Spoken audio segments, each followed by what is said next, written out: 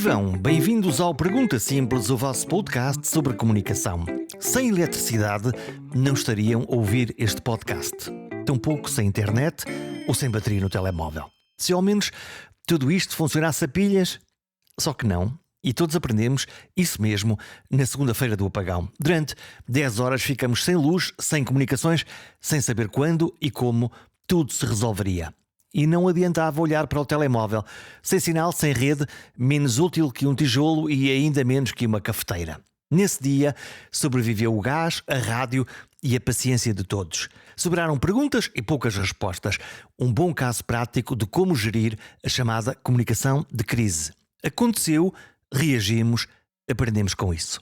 Liguem as luzes, ponham um som mais alto, celebrem que há energia e já agora comprem um rádio a pilhas. Foi o que me valeu nesse dia. Um bom rádio a pilhas. Um transistor, daqueles em que antigamente se ouvia os relatos e que desta vez trouxe as mensagens que eu precisava de ouvir para permanecer calmo, tranquilo e à espera que a luz voltasse.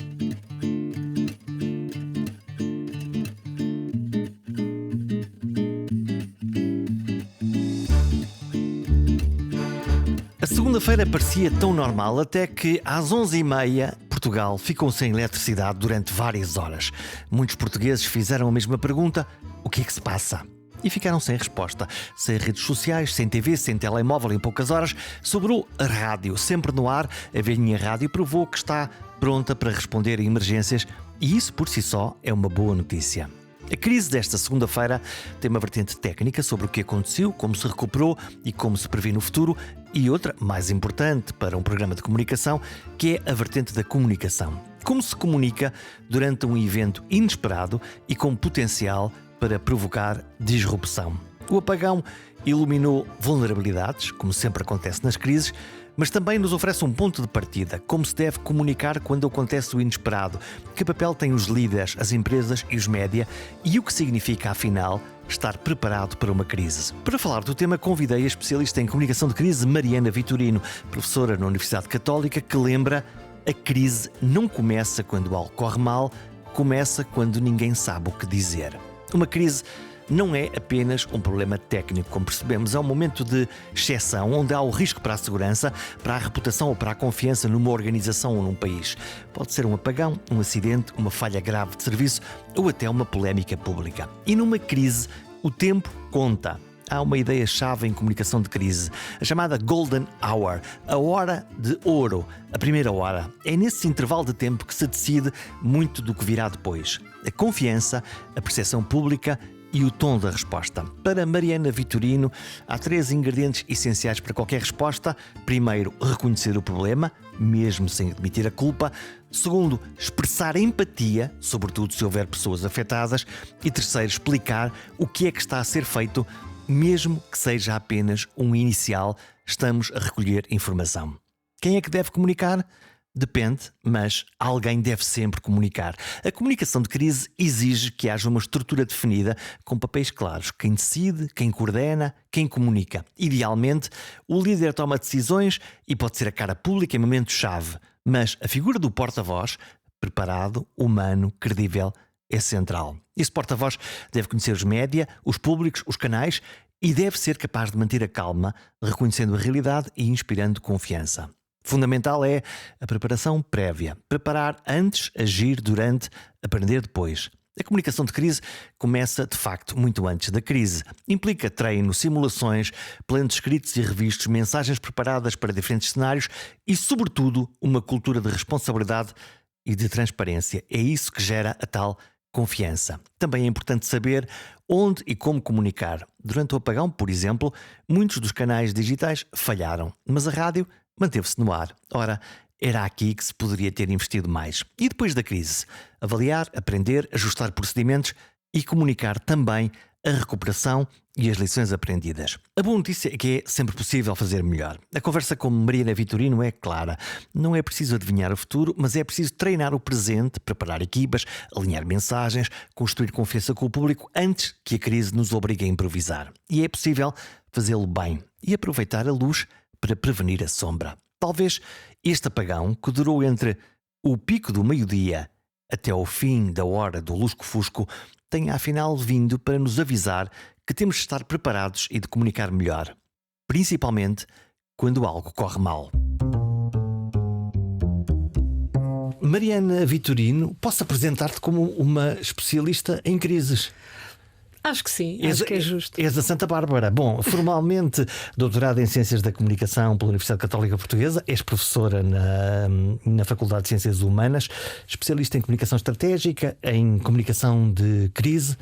Ligam-te muitas vezes quando estão em dificuldades? Às vezes, é verdade. Existe sempre essa tendência porque é uma situação bastante comum, mais comum do que aquilo que pensamos, que tem a ver com aquele ditado português do casa roubada, trancas à porta. Ou seja, as pessoas normalmente só se lembram nesse caso específico, quando me ligam a pedir algum tipo de conselho, de tentar obter as respostas quando já se está muito em cima do acontecimento. E isso acontece também nas empresas, nas organizações, e por isso, respondendo à tua pergunta, sim, às vezes acontece ligarem-me à última hora a dizer vou agora ter que dar uma entrevista para a televisão ou para a rádio. Salva-me. Exatamente. Olha, o que é que nos faz tão pouco previdentes? Porque todos sabemos que, volta e meia, há alguma coisa que pode correr mal e que acaba por correr mal. Isto é a história da nossa vida, nós tentamos sempre resolver coisas. O que é que nos faz ser tão ligeiros quando olhamos para esta possibilidade de que algo nos possa correr mal? Somos otimistas? Achamos que somos bons demais? Normalmente as empresas e as organizações que são grandes, poderosas, que funcionam, que colocam os seus produtos, que estão habituadíssimas a fazer coisas, e subitamente há o queijo suíço, aquela sequência de erros ou azares, e acontece uma crise. Eu acho que eu poderia dizer isso, que é porque somos otimistas, mas na verdade eu acho que tem a ver com uma coisa muito simples, que é custos. Ou seja, é preciso investir. É caro prevenir crise. É caro. Não é que seja muito caro, mas às vezes as empresas e as instituições não pensam no quão mais caro é remediar em vez de prevenir. E o mesmo se passa em situações de maior magnitude, como a que vivemos esta segunda-feira de abril, em que ficámos sem energia. É muito comum quase que esperarmos que as coisas não aconteçam e só nos preocuparmos a posteriori. E poderia ser muito mais vantajoso prevenir e preparar-nos. Esta semana todos aprendemos com o caso do apagão que as crises de facto podem acontecer a qualquer minuto. Quando nós estávamos a fazer, a pergunta que eu tenho para ti é: onde estavas tu na altura em que a luz foi? Muito bem, estava no meu trabalho, na minha empresa, na empresa onde eu trabalho, que é uma empresa que presta serviços, faz no fundo a parte do atendimento ao cliente em todo o tipo de plataformas, seja telefone, seja redes sociais, seja e-mail, enfim, todos os canais onde existe uma interação com o cliente, fazemos isso na Foundever, e realmente eu estava lá e pronto, e é também uma área onde é muito importante que haja uma continuidade do serviço. E olhando à volta, como é que foi a reação das pessoas? A primeira reação foi aquela primeira reação é sempre achar que se vai resolver rapidamente. Mais 5 minutos mais e a luz vem. E a coisa está resolvida. Depois, o que é interessante é que muito rapidamente, isso hoje em dia acontece devido à velocidade com que as informações se espalham nas redes sociais, rapidamente se começaram de imediato a gerar imensos boatos que depois se vieram a provar falsos, não é? Informações erradas. Às tantas já isto estava a acontecer em toda a Europa, às tantas já se especulava sobre o que é que estaria por detrás disso, planos muito mais maquiavélicos. O que é que nos faz gostar tanto de um bom boato? Não sei, eu acho que é uma coisa que tem muito a ver também com a questão da gestão da comunicação em situações de crise, que é as pessoas, quando se veem numa situação de certa forma de fragilidade, querem descobrir explicações e, portanto, agarram-se a essas, entre aspas, tábuas de salvação que são as explicações. Ainda por cima, hoje em dia é muito fácil aparecerem especialistas ou designados especialistas a dar todo o tipo de explicações e sustentadas muitas vezes, e por isso é muito fácil as coisas espalharem-se. E nunca podemos, claro, deixar de pensar que uma boa história, mesmo que ela seja mentirosa, é sempre uma grande história. Como é que tu viveste o dia depois? Como é que uma especialista dedicaste-te a autopsiar a crise? Dedicaste-te a estar tranquilamente? Foste para casa e procuraste um rádio? Como é que foi o teu dia? É muito engraçado ver. Eu acho que se calhar um bocadinho por defeito profissional, porque realmente lido com situações de crise desde os meus 23 anos, portanto há muitos anos, e portanto eu tenho sempre tendência, especialmente em situações de crise, em manter a calma, que é uma coisa que é muito recomendável, e isso é muito importante. E por acaso achei interessante observar isso na minha família, como é que cada um reagiu, dependendo da personalidade de cada um, uns de forma mais. O que é que nós podemos saber da tua família? Como é que é? Quem é que. Não, eu, por exemplo, fiquei calmamente no meu trabalho, que era onde eu estava e onde eu era suposto estar, e portanto fiquei lá com os meus colegas a definirmos como é que íamos lidar com a situação, a ver os planos de continuidade das operações e tudo isso, e basicamente tive colegas que foram comprar carne ao talho e fizemos um churrasco na varanda da empresa. Portanto, acabou por ser, ou seja, atuámos de forma mais ou menos normal, sendo que normalmente não fazemos churrasco todos os dias, mas pronto, naquele dia não havia outra opção. Forma portuguesa. Olha, esta maneira como nós temos dos portugueses do desenrasca, da arte do desenrasca, salva-nos ou é um risco acrescido para as nossas crises?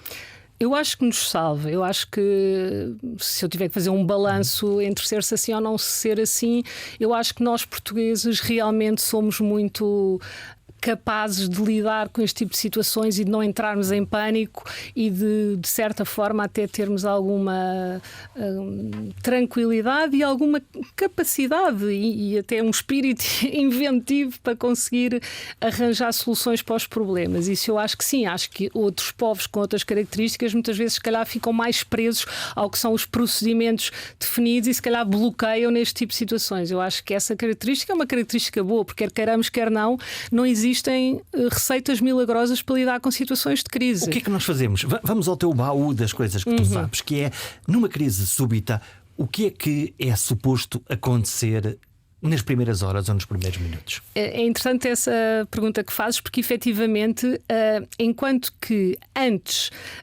a urgência, o sentido de urgência não era tão premente numa situação de crise, hoje o sentido de urgência é enorme. Ou seja, existe inclusive um colega que trabalha também nesta área da comunicação de crise, que é em Inglaterra, que é o Jonathan Himes, que tem uma definição muito interessante disto, que é a golden hour, ou seja, no fundo ele elenca numa situação de crise o que é que se tem que fazer nos primeiros 15 minutos, na primeira meia hora, nos primeiros 45 minutos até uma hora. E há um conjunto de procedimentos. Logo, inicialmente, o mais importante é nós tentarmos perceber o que é que aconteceu, porque às vezes não sabemos exatamente o que, na maioria das vezes não sabemos o que é que aconteceu. Claro que tudo isto vai depender da situação em si e de como é que essa situação chega ao nosso conhecimento. De qualquer forma, há que recolher o máximo de informação possível sobre a situação. Há que também de imediato alertar as pessoas que estão designadas para gerirem, para lidarem com este tipo de situações, assumindo que essas pessoas estão identificadas, porque também há situações em que nem sequer estão identificadas. Lá está, esse é o plano, já vamos falar sobre ele. Portanto, exatamente. Aquela primeira hora é uma hora crítica. Aquela primeira hora é uma hora crítica, em que se tem que definir tudo isso, em que se tem que recolher a informação, em que tem que se identificar as pessoas, em que se tem que começar a monitorizar as redes sociais e os mídias para perceber se a situação já é do conhecimento público ou não. Tem que se começar também a delinear o que nós em inglês diz holding statement, mas pronto, são comunicados que podem ou não vir a ser utilizados. Que são coisas pré-escritas? Que podem ser coisas pré-escritas, embora, claro, nós nunca conseguimos antecipar todos os detalhes sobre uma situação que vai ocorrer, mas pelo menos ter ali uma estrutura que nos permite já adiantar tempo, porque o tempo é precioso em situação de crise. E o que é que esse comunicado diz? Isso é quase comida pré-feita, isto é quase micro-ondas, não é? Que ingredientes é que tem que ter um comunicado que eu, quando ouvir, que fique descansado, imagino eu, que tenha a percepção de que alguém está a tomar conta disto? Exatamente, há 3 ingredientes que são muito importantes.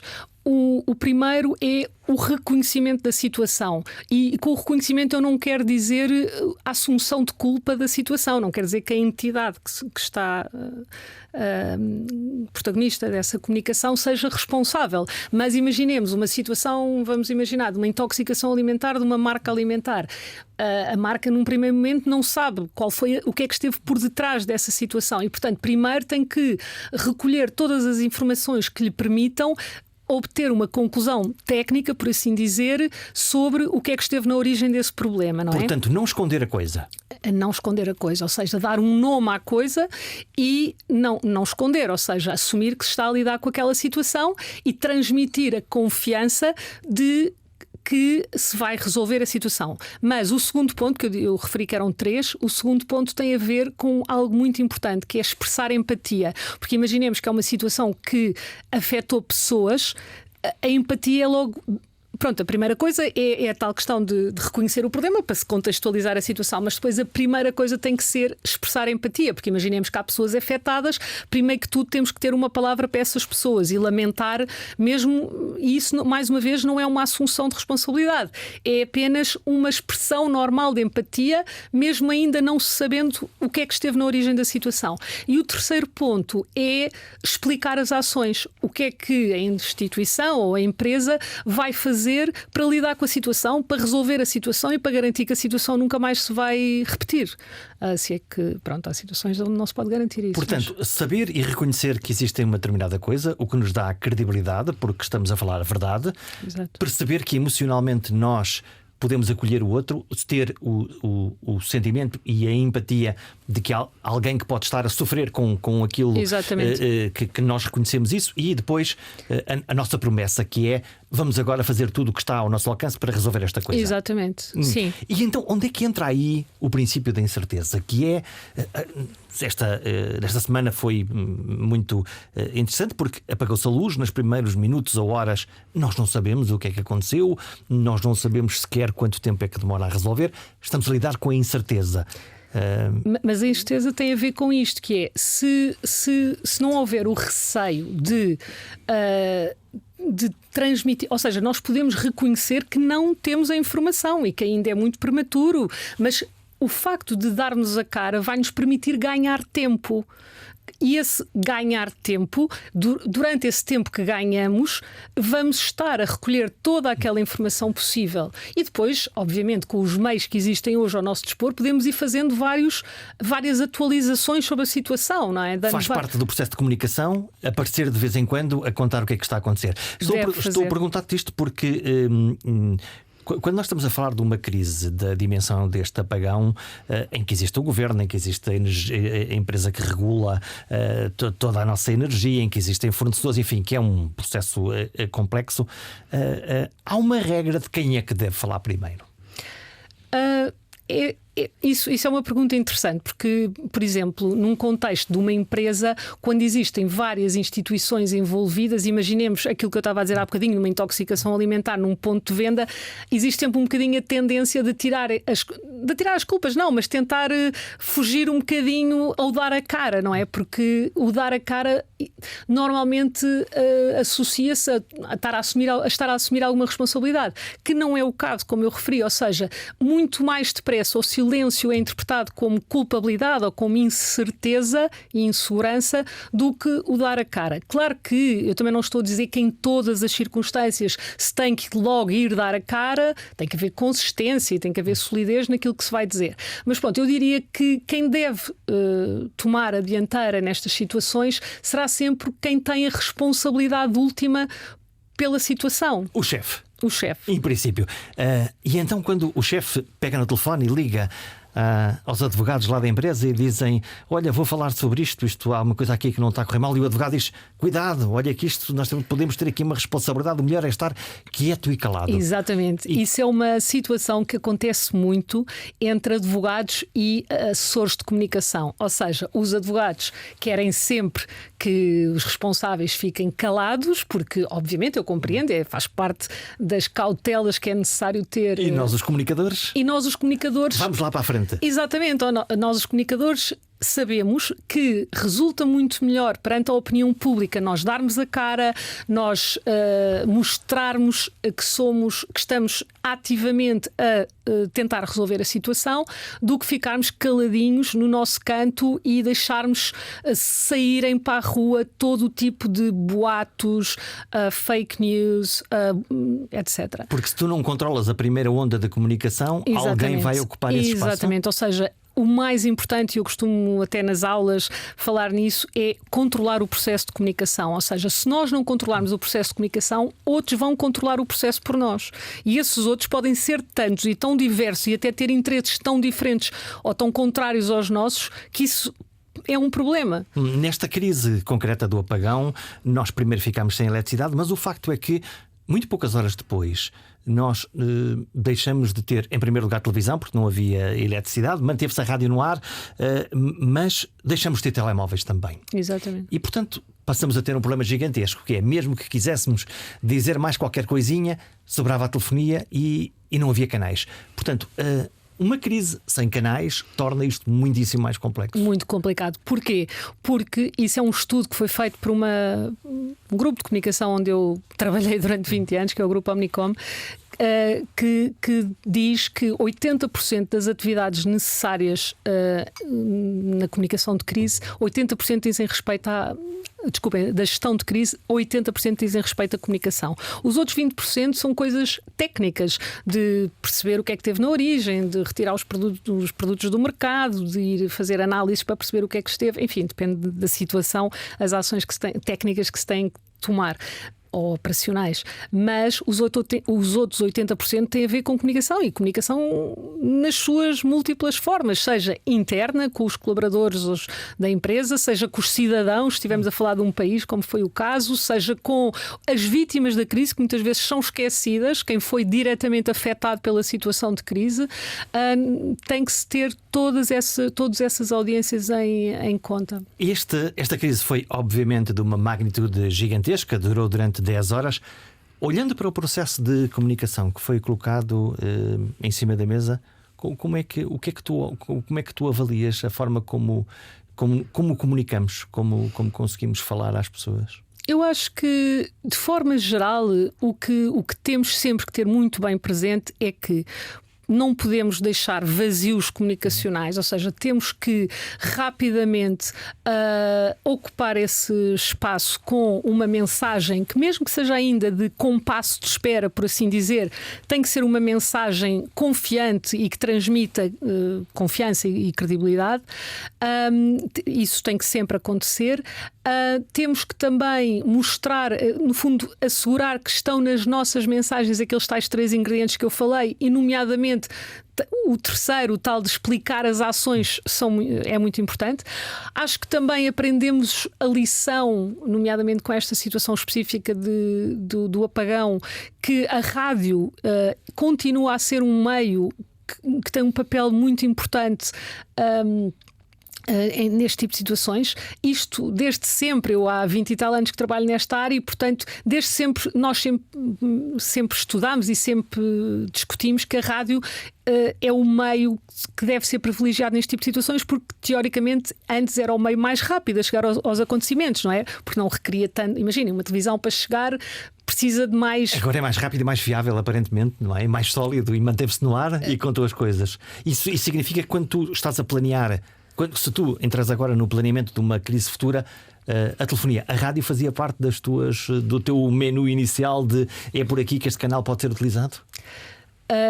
A rádio, sim, eu acho que tem que sempre fazer parte, e neste caso desta situação, eu acho que sem dúvida que se calhar bem, esperemos que não haja situações futuras deste tipo e que se tomem as devidas cautelas e que tenham vindo ao de cima os problemas subjacentes ao que aconteceu, mas sem dúvida que eu acho que ficou essa lição de que a rádio tem que ser considerada, e deve ser, num caso como este, considerada o meio privilegiado para contactar com as populações. Olha, quando falhou a luz, obviamente foi um grande aborrecimento. Depois a gente nem tinha na altura a noção de quão aborrecido é que a coisa era e os danos que depois daí advieram.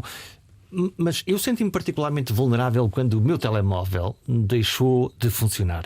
Não é só não ter acesso às redes sociais, eu não conseguia fazer chamadas, eu não recebia chamadas e, portanto, passei a estar a gerir o meu próprio silêncio. Isto é a segunda crise sobre a primeira crise, ou para ti é o contínuo da crise com mais um degrau?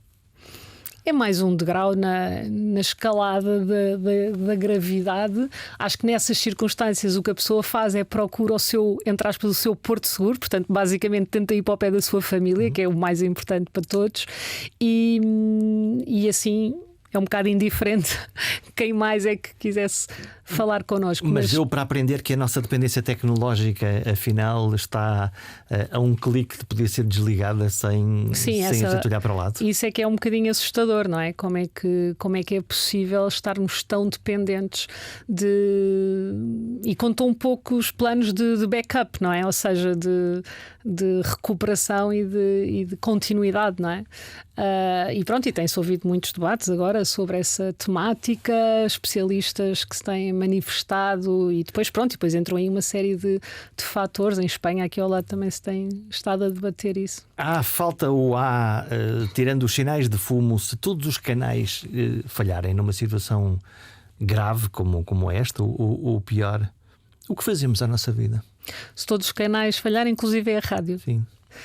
É porque é uma pergunta que eu me tenho feito nos últimos dias, que é: aqui sobreviveu a rádio durante um tempo, durante o tempo que durou a crise, mas a possibilidade de que tudo pudesse falhar é uma possibilidade aparentemente muito estamos muito mais vulneráveis do que sim, mas do que nos a questão sentimos. É que sim, eu acho que, quer dizer, eu espero que não estejamos assim tão vulneráveis, porque espero que tenhamos aprendido alguma coisa com esta situação. O que é que aprendemos? Aprendemos que temos sempre que ter um plano B, não é? É como em situações de crise o que se faz é delinear vários cenários, não é? Temos que traçar cenários e, consoante a escalada da gravidade dos cenários, também tomar as medidas proporcionais. Neste caso específico, muito sinceramente, eu não sei responder a essa pergunta, porque se tivéssemos ficado as tais 72 horas sem energia, sem comunicações, também se falava sem água e tal, não sei dar resposta a essa pergunta. Acho que era uma calamidade. Olha, quando nós temos que gerir uma crise, e pode ser numa organização, numa empresa ou num país, em princípio nós todos olhamos para o chefe, não é? O chefe é que está no fundo no olho do furacão.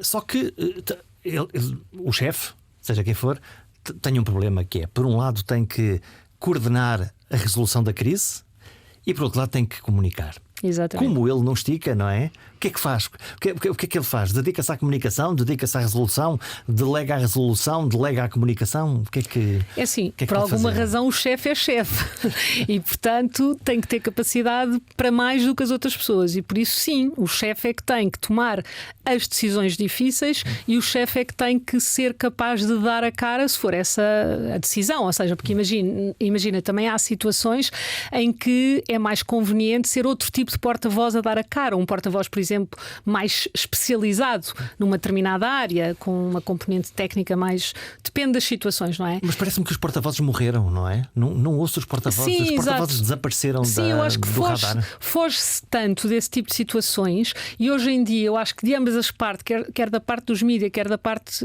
das instituições e das empresas, à exceção obviamente da política, em que obviamente existe um acompanhamento diário, mas hoje em dia o facilitismo de responder às coisas por escrito e assim, que eu acho que é muito útil e que poupa imenso tempo e, portanto, não tenho nada contra e acho bem. No entanto, respondendo a isso que estavas a dizer, sim, faz com que haja menos pessoas preparadas, porque obviamente para se ser um bom porta-voz também tem que haver treino e tem que haver preparação. O que é um bom porta-voz?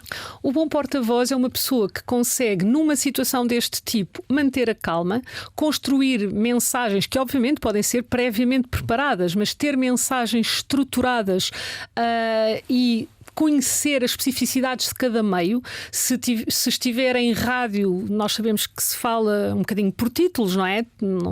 Em televisão também, embora se possa eventualmente aprofundar um pouco mais. Se for para um meio escrito, se calhar podemos dar mais detalhes sobre a situação, mas pronto, tem que ser alguém que conheça minimamente o funcionamento dos meios e que perceba do que é que os jornalistas estão à procura para saber ir ao encontro e ser útil nessas circunstâncias e pronto, e depois fazê-lo com uma forma forma credível e que esteja alinhada com o posicionamento da instituição que representa. Podemos desenhar um porta-voz perfeito? Como é que era? Que características de personalidade é que deveria ter ou que poderia ter um porta-voz?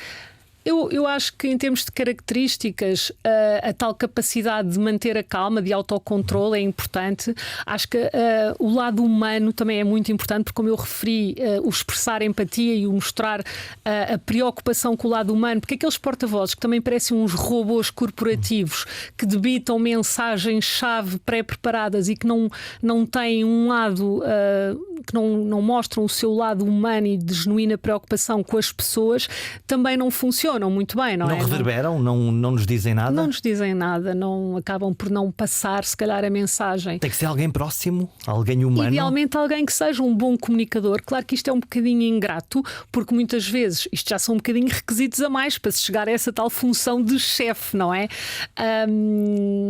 Uma pessoa pode não nascer uma ótima comunicadora e, portanto, isso pode ser treinado e pode ser preparado.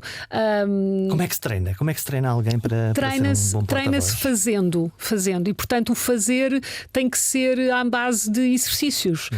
De exercícios, de preferência com pessoas até que tenham experiência na área, para poderem criticar e dar sugestões, e treina-se, sei lá, eu estou-me a lembrar de uma situação em que uma pessoa que era CEO de uma empresa tinha um problema de gaguez, por exemplo. Isso é muito mais difícil. É muito mais difícil. E então, não só a pessoa, obviamente, teve que trabalhar esse lado, mas depois também se foi ali para umas aulas de dicção e até de acting, de teatro, porque isso também ajuda a pessoa a ser capaz de passar. Porque ainda para mais esta pessoa também era uma pessoa extremamente tímida, portanto tinha ao seu lado esse problema mesmo da gaguez, e depois era uma pessoa muito tímida e, portanto, teve que conseguir sair no fundo da sua personalidade e tentar assumir uma persona pública que lhe permitisse conseguir fazer isso bem. Os chefes delegam bem esta função de porta-voz ou preferem chamar a si? Eu acho que depende das circunstâncias. Eu acho que tem que se mesmo definir muito bem quais é que às vezes, porque às vezes tem mesmo a ver também não só das circunstâncias, mas com a personalidade desses chefes. Há chefes que adoram dar a cara e aparecer em tudo o que é sítio, e esses têm que ser um bocadinho refriados e travados. Cuidado, veja lá isso. Exatamente. Cuidado com o excesso de velocidade. E outros que não, que querem sempre evitar a todo o custo. Portanto, tem que se encontrar aqui um equilíbrio, porque também não se pode usar excessivamente a imagem do responsável máximo da organização. Portanto, deve-se mesmo analisar quais é que são as circunstâncias em que deve ser o responsável máximo a falar, ou circunstâncias em que podem ser outros porta-vozes. Por exemplo, sei lá, as linhas aéreas têm muitas vezes porta-vozes designados, porque há muitas situações com que se tem que lidar, atrasos de voos, greves de pilotos ou de pessoal de bordo. N situações em que é necessário ser alguém. Não se justifica ser o porta-voz máximo da organização a vir dar a cara em todas essas situações. Portanto, tu guardarias no fundo, quem está no topo da cadeia para as situações verdadeiramente graves. Sim. E para aquilo que são, enfim, crises de rotina ou necessidades de informação permanentes para outros níveis dentro de uma própria organização. Sim. Sim. Olha, como é que se preparam planos de comunicação para uma crise total? No fundo, os planos devem incluir todo o tipo de situações, não só as crises de maior gravidade. Temos que fazer, no fundo, uma matriz que cruze a probabilidade das coisas acontecerem com o nível de gravidade dessas coisas acontecerem. E não ouves dizer, não, mas isso nunca nos aconteceu. Sim, isso nunca nos vai acontecer, porque nós conseguimos trabalhar num nível de qualidade, de rotina, e, portanto, para nós isso é uma impossibilidade. Por alguma razão, se calhar muitas das empresas não tinham, sei lá, geradores a funcionar que lhes permitem assegurar a sua atividade durante muito mais horas do que aquelas. Não tinham pensado sobre isso. Não tinham pensado, ou então o custo de terem não se justificava tendo em conta a baixa probabilidade dessas situações acontecerem. Em princípio, a redundância tem um custo fixo. A redundância tem um custo fixo. Que ninguém releva até o momento em que Exato, é preciso. em que depois se percebe que o custo de não ter é tão mais elevado. E seria interessante até fazer essa análise, não é? Perceber o custo de não ter. Olha, e é possível depois simular este género de crises, depois de fazeres essa matriz? Quais são as coisas que nos podem correr mal, em que frequência ou em que gravidade? Exatamente. E depois testar isto? Sim, é possível, ou seja, depois de identificar quais são as situações, é necessário preparar os cenários de resposta para essas situações, e com esses cenários de resposta vêm também todas aquelas coisas que há bocadinho estavas a referir, que era comida enlatada, mas que não é, ou seja, é apenas algo que nos permite poupar tempo e ser mais eficazes para todos os nossos stakeholders. E, portanto, o ter um comunicado preparado, o ter um comunicado interno também já pré-preparado, etc., não significa nada. Significa apenas que estamos a ser eficientes a cumprir com a nossa obrigação de comunicar nesses momentos. E, portanto, agora perdi-me com o que... Não, eu estava-te a perguntar. Quer dizer, é óbvio que é importante treinar isto, e tu estavas-me a falar sim, de coisas que simulações. já estão pré-feitas e que são relevantes. Sim, estavas-me a perguntar das simulações. Sim, não das era? simulações, se vale a pena testar. Ou seja, sim, vale a pena testar. Eu já participei em simulações em 2 modelos diferentes, que é no modelo das pessoas não saberem que é uma simulação, acharem mesmo que era uma situação de crise. Isso interessa-me, como é que isso se faz? Faz-se, só que eu acho que hoje em dia já acho que é mais difícil. Isto já foi há mais tempo. Cria disrupção, imagino, deliberadamente. Sim, cria disrupção. Pode até criar situações de crise reais. E hoje em dia é um bocadinho mais difícil, porque com tantos meios de comunicação que nós temos na palma da nossa mão, já não é tão viável, tão realista poder fazer isso. Porque nós podemos confirmar, não é? E portanto já não é tão possível. Antes fazia-se isso simulando recortes de jornais, etc. Hoje em dia isso já não é tão viável. Hoje em dia o que sim se costuma fazer é, imaginemos, fazer uma simulação em que as pessoas sabem que aquilo é um exercício, e depois se fecham numa sala, tem cada uma ou cada grupo de pessoas um tablet, e esse tablet tem ali uma concentração de todos os nossos canais de comunicação, sei lá, desde o nosso e-mail até redes sociais, até o nosso website, etc. E nesse tablet vão entrando, existe uma empresa por detrás disto que no fundo faz a dinamização destas simulações, e que depois vai alimentando com um cenário específico e com ocorrências que vão acontecendo e que vão fazendo escalar a situação. É um jogo, portanto. É quase um jogo, exatamente. É uma gamificação de uma situação de crise. Olha, e na vida real, como é que as organizações reagem a uma crise? Como é que reagem à pressão?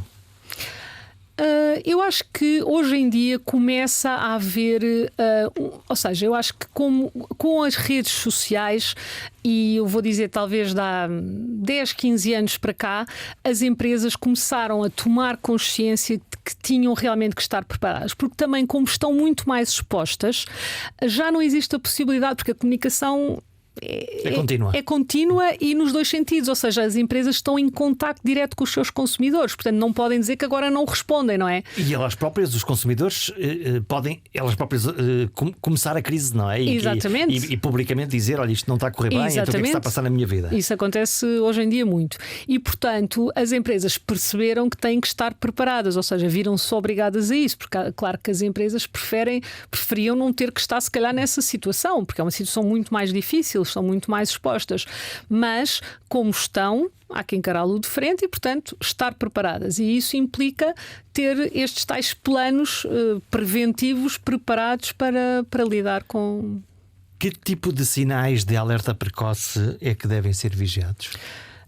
Há vários sinais de alerta, às vezes descuramos alguns, por exemplo, imaginem, no setor em que eu trabalho, na Foundever, por exemplo, nas linhas de atendimento ao cliente, é um bom barómetro para perceber que tipo de perguntas é que as pessoas põem, ou se existe alguma queixa que seja muito repetida e que faça sentido tomar em consideração e alterar algum procedimento. Isso podem ser sinais de alerta. Depois, obviamente, aqueles sinais mais óbvios. Imaginemos que está a decorrer algum tipo de investigação por parte de um meio de comunicação, uma coisa do género, sobre uma situação específica. Há um jornalista a perguntar, portanto pode haver aqui um problema. Exatamente, situações desse género, ou situações internas em que o público interno se queixa de determinadas situações. Enfim, pode haver múltiplos sinais de alerta. E o que é que são erros clássicos que podem levar a que uma crise escale? Descurar esses sinais. Negligência. Exatamente. E não... Muitas vezes acontece isso, ou seja, assobiamos para o lado, não queremos ver e descuramos os sinais de alerta, e isso necessariamente vai levar a que a situação escale. Acreditamos que o problema se resolve por si, o que na maioria das vezes isso seguramente acontece. Sim, exato, muitas vezes acontece. E depois ela vai escalando. Olha, o que é que deve conter um plano de crise? Há um livro muito bem escrito, bem encadernado e que está lá na prateleira da organização, ou precisamos de mais qualquer coisa? Pois é essa a questão, ou seja, um manual de crise não pode. O termo manual tem logo uma carga assim um bocado pesada, porque dá logo a ideia que é esse tal livro encadernado com muitas páginas. Com letras douradas. Com letras douradas e não pode ser de todo uma coisa desse género. Tem que ser uma coisa muito operacional e fácil de utilizar, do conhecimento das pessoas que estão envolvidas nessa equipa de crise, em que devem estar distribuídas de forma muito clara quais são as tarefas e as atribuições de cada um desses elementos da equipa de crise. Fala-me disso, fala-me dos papéis. Que papéis é que cada um deve ocupar? Então, há um papel que é o mais importante, que é o do o diretor da crise, por assim dizer, que é o responsável máximo da organização. Essa pessoa tem a atribuição de tomar todas as decisões, ou ter a palavra final em todas as decisões.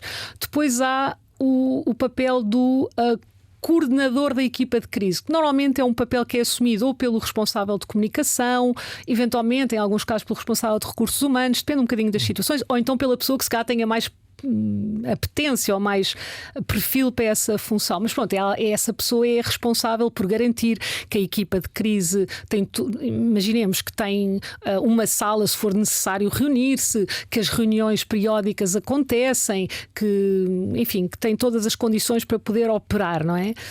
Depois existem os responsáveis funcionais, ou seja, é necessário, numa equipa de crise, ter as várias áreas da empresa ou da instituição representadas. Se fosse do governo, eram os vários representantes dos vários ministérios. Se for numa empresa, estamos a falar do responsável de recursos humanos, do responsável da parte operacional, de controle de qualidade, enfim, depende das empresas, as áreas que têm e, portanto, ter os responsáveis funcionais. Depois tem que haver também alguém que assuma. Depois também, obviamente, o apoio jurídico é necessário haver, apesar de eu há bocadinho estar a dizer que às vezes existe aqui uma discrepância de opiniões, uma tensão. Convém que lá esteja para a gente saber com o que é que pode no acontecer. entanto, há depois uma outra há outras duas funções que são importantes de ter, mas que podem ser assumidas por alguma destas pessoas. Uma delas é a função de advogado do diabo.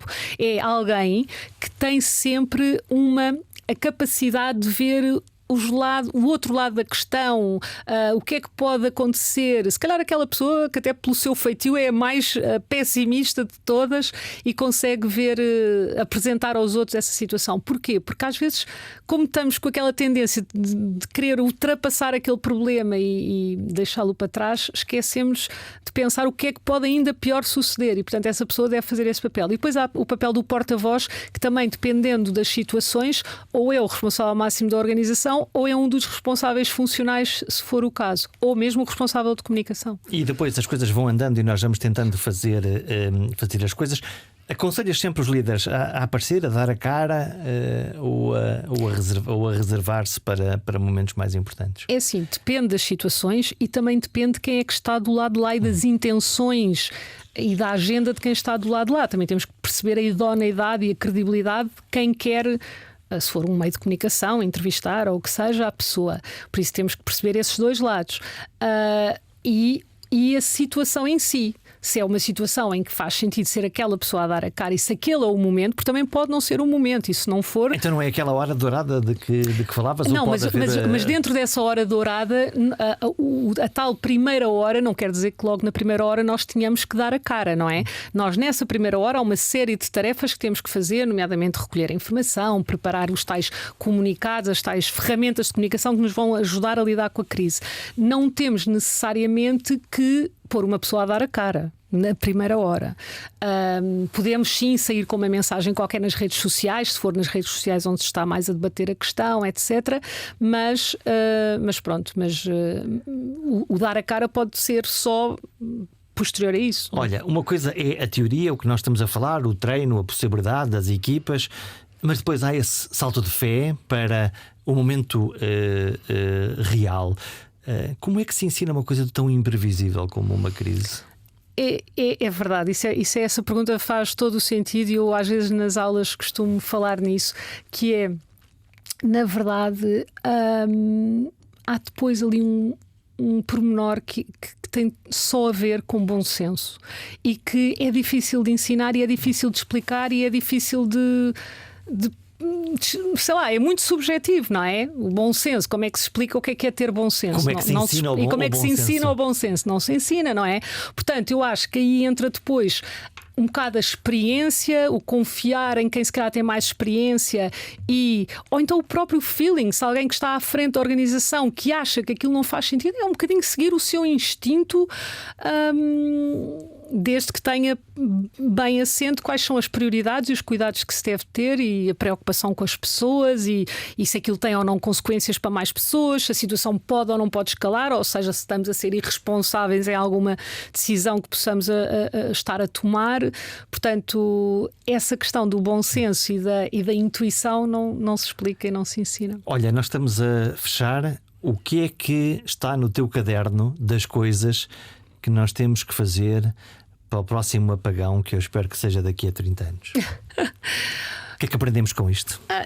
É tal questão. Eu acho que temos que preparar os cenários e pensar quais é que são os meios ao nosso dispor para os vários níveis de gravidade que possam ocorrer.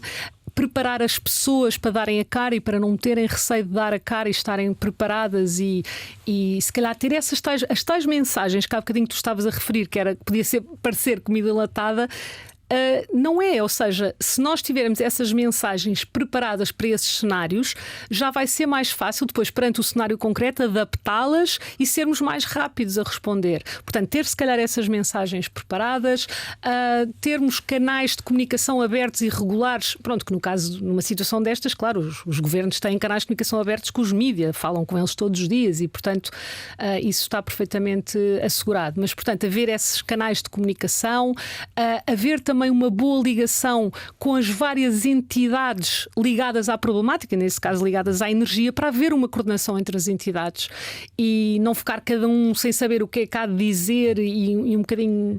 Falas tu ou falo eu? Falas tu ou falo eu, portanto haver uma boa coordenação com essas entidades ligadas a esse setor específico ou a essa área específica, e pronto, e depois haver também uma boa ligação à população, não é? Haver mecanismos que permitam.